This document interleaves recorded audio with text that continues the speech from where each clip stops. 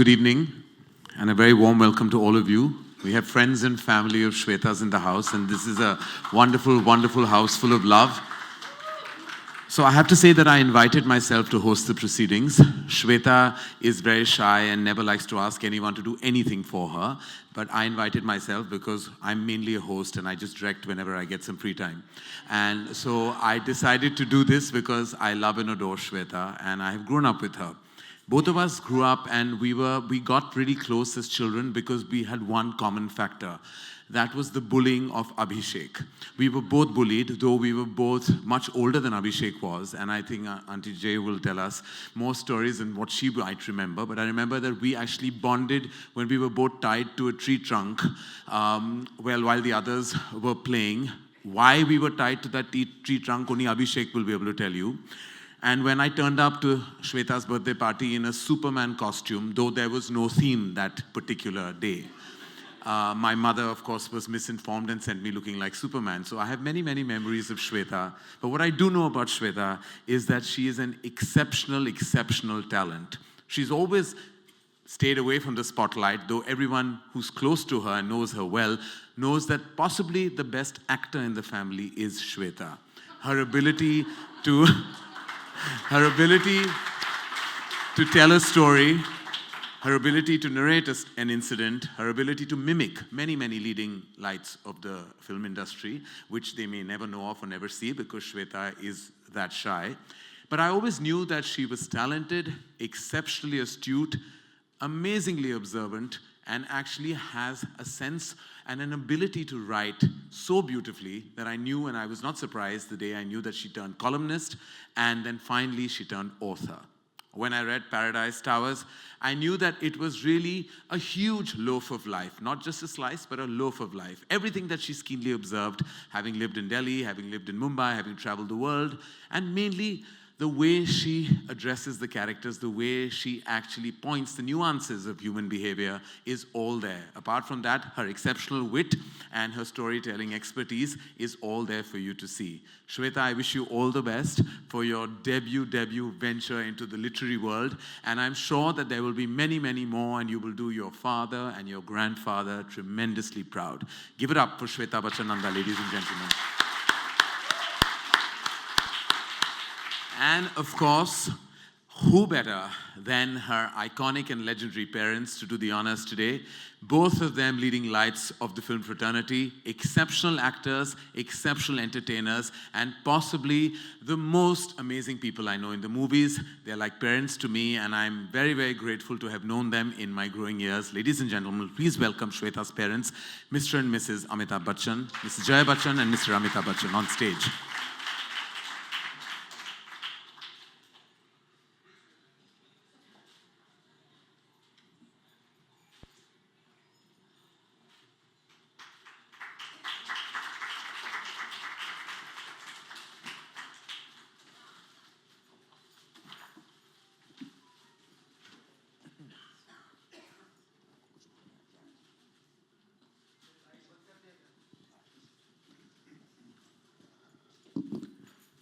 All right, now that we have Mommy and Papa on stage, we'd like the Renaissance girl, as I call her, on stage. The spotlight is all yours. Yes, come.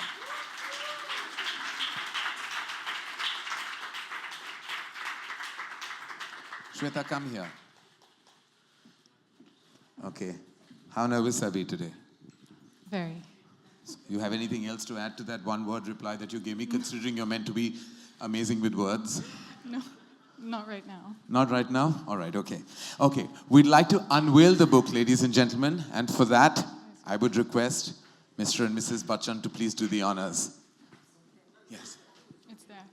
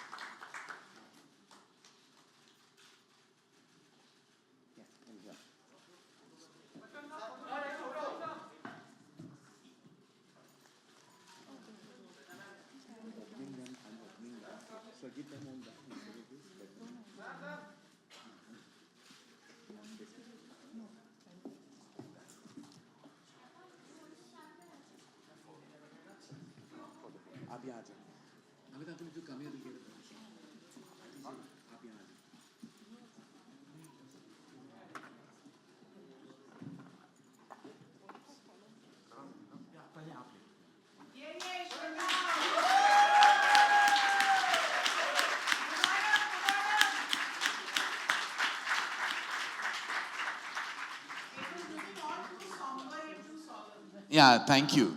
Thank you. Well done, Shavana ji. We love you.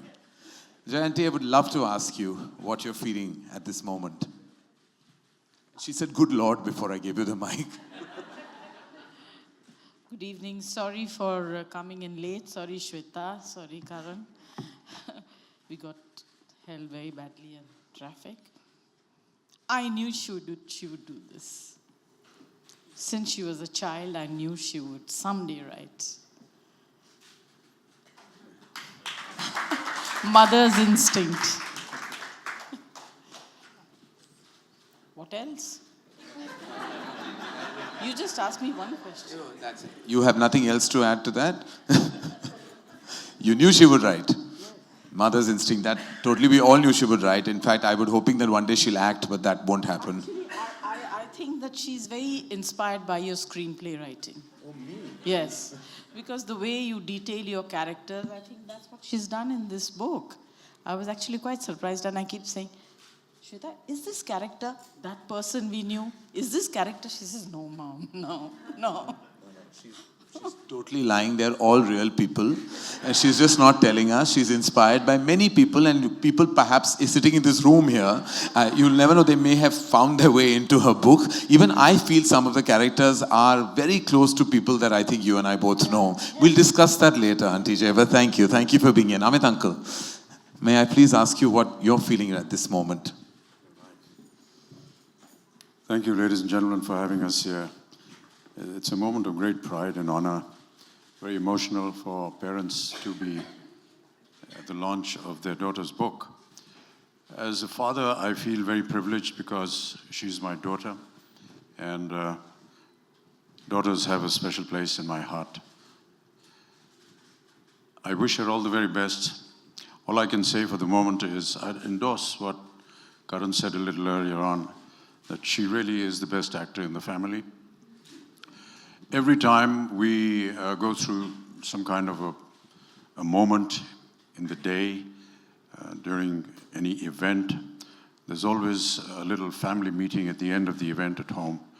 And she takes over and does a takeoff on everyone that was present there. I do look forward to this evening when she will do a takeoff on tonight's event. She's also very perceptive about observation, and I do rely on her many a times, as does the rest of the family, on many incidents that may happen within the city, within the home, within the country, within the world. She has an opinion. Many a times we discuss, I do, the outcome of a film that I may have done or a film that she may have seen. And I have to say that she's always been right. When she says that a film is going to do well, it does well. When she says it's not going to do well, it turns out exactly right. So many a times I have begun to share some of my scripts. I'm afraid I couldn't do many of them earlier on, and I want to be excused for that. But recently, though, she has been extremely helpful, very perceptive in giving me ideas and thoughts on what I was working on. I can only give you my love and my blessings, Shweta, and thank you so much, all of you, for being here today to encourage her to grow, not just as my daughter, but as a woman and as a lady. Thank you. Thank you.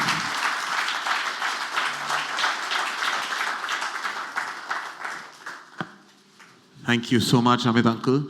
And may I also now please request you to read your favorite passage from the book for all of us. It would be an absolute honor. Thank you.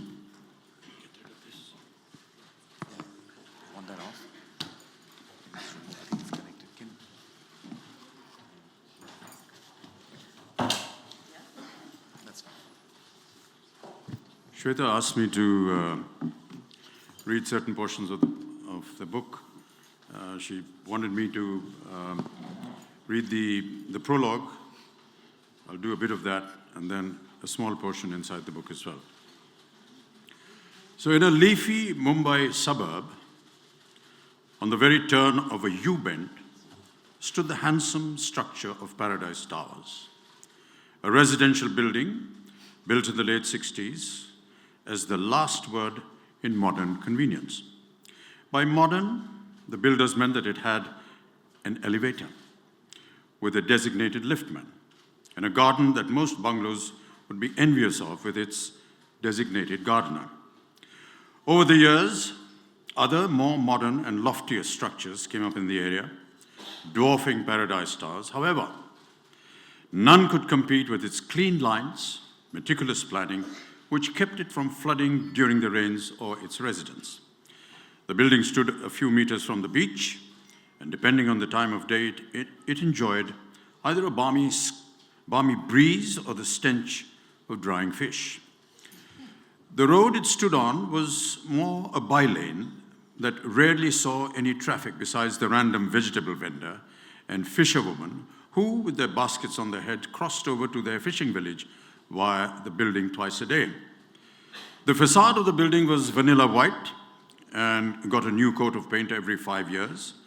On it was painted in bold brick red letters, Paradise Towers, vertically, with the S in the towers dangling just above the balcony on the first floor. That was another one of its unique features, whereas the buildings around Paradise Towers were painted steel grey. Their windows tinted black. Paradise Towers boasted a substantial balcony for every road-facing flat. It was a building law that the occupants were not allowed to hang their drawing on the balcony. So as the years went on, it retained its aesthetic appeal, while the places around it got cluttered and messy. The entrance was a wrought iron gate with arrowhead bars secured by a sickle lock mechanism. A smaller pedestrian gate was attached to it and was most often used by visitors and residents alike. A metal-sheeted guard's cabin stood outside the gate, though its inhabitant preferred to sit outside it on a folding chair, his register and desk fan jostling for space on a rickety stool in front of him. A wide concrete driveway led to the ground floor, where in the maze of pillars that defined the parking spots stood the elevator. A staircase, right by the lift, wound its way up the building, every even-numbered set of stairs being followed by a landing. The elevator was placed so that it divided every floor in two, with a flat on each side and a small lobby in front of it. The staircase also allowed access to each floor, and the substantial terrace, accessible to and all used by everyone for the drying of clothes, housing of water tanks, and the electrical room, and where all the staff gathered to moan about salaries and to gossip. Rarely in the spring, the building children would go up there to fly kites, but as the years wore on, the more modern modes of play were invented, the children lost interest. The flats were spacious and airy with large windows that let in the sunlight. They each had a small kitchen, staff quarter adjacent to it, and 2 bedrooms. The garden downstairs was lush and lined with bougainvillea creepers on the boundary wall, which spilled onto the road, shedding petals and carpeting the street pink.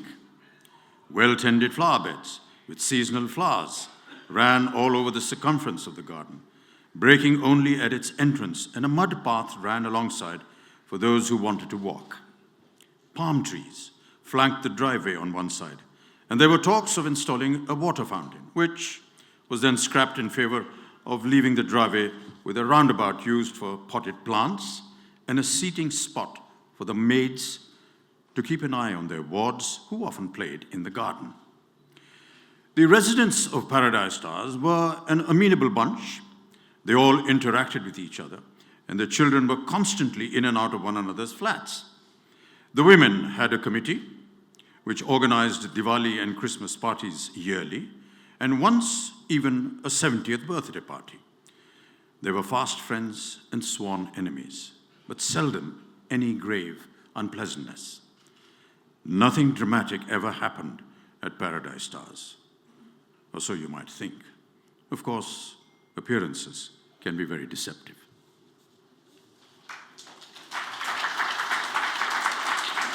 So that was the prologue to the book, and there's a little small chapter on one of the elements that stayed in Paradise Pass. So Dinesh's vacant spot in the car park was soon occupied by a bicycle superfluously trilling its bell as Mr. Roy, his mop of wiry black hair ruffled by the wind and thick black square-framed spectacles balanced on the tip of his nose that he peered over, swerved into place. Dismounting his cycle with some difficulty, seeing as he had weighed under his arm a briefcase, Mr. Roy parked his ride, smoothed his clothes and hair by running a hand over them, pushed his spectacles back up his nose, and proceeded to remove something wrapped in layers of newspaper from the basket attached to the front of his cycle. From the shadows, a middle-aged man came forward and relieved Mr. Roy of his briefcase, leaving the gentleman to better hold his newspaper-wrapped parcel. Though the Roys had a car, Mr. Roy preferred to use his bicycle on trips to the fish market, or so he told his friends. The truth, however, was that he had once driven himself into the gutter right outside the building. A nostalgic song on the radio had set him off daydreaming, causing him to lose control of his car. The car and Mr. Roy were extricated from the gutter with great difficulty. One of the Kapoor children had even captured the entire episode on their phone. The car, though, sent for an overhaul, would always smell of rotting bananas every time the engine overheated.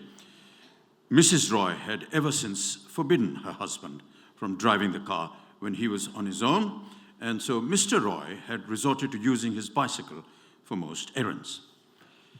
Mr. Roy rung for the elevator that whirred and hummed as it descended, the liftman smiling his broad smile as he came into view.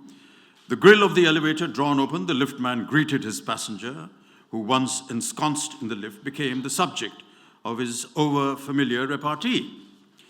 "Fresh fish for dinner today, Sabji?" he asked, eyeing the parcel that Mr. Roy was now cradling in his arms.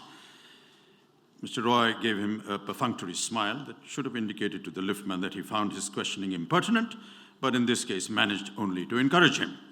"When I was in my village in Bihar," the liftman prattled on, "we knew many Bengali families. Nothing like homemade macher jol, Sabji.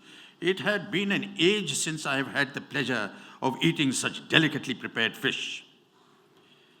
Mr. Roy leaned forward, pressing the button to his floor, which in his enthusiasm the liftman had forgotten to push, and the elevator began its labored climb to the second floor, where Mrs. Roy would be waiting to receive the fish that only her husband was trusted to select from the mongers, in lieu of which he would leave office early, using a made-up physiotherapy appointment as his excuse. With a click and a jump, the elevator came to a halt on the fourth floor, where the middle-aged manservant, now divested of the briefcase, was waiting to open the elevator door and let his boss out. The minute he stepped onto the landing of the fourth floor, Mr. Roy's superior olfactory senses picked up the most divine aroma.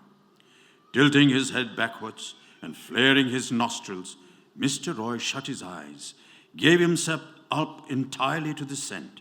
He followed it as if in a trance, only to find his reverie broken when his nose smashed against the door of not his mighty establishment, but that of his neighbors, the Patels.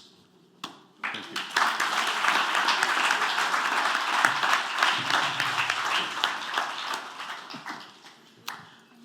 Thank you, Amit Uncle. Thank you for doing the honors, and thank you for reading that absolutely wonderful two passages actually from the book. Congratulations, Shweta. It truly reads so well, but that also has something to do with your illustrious father.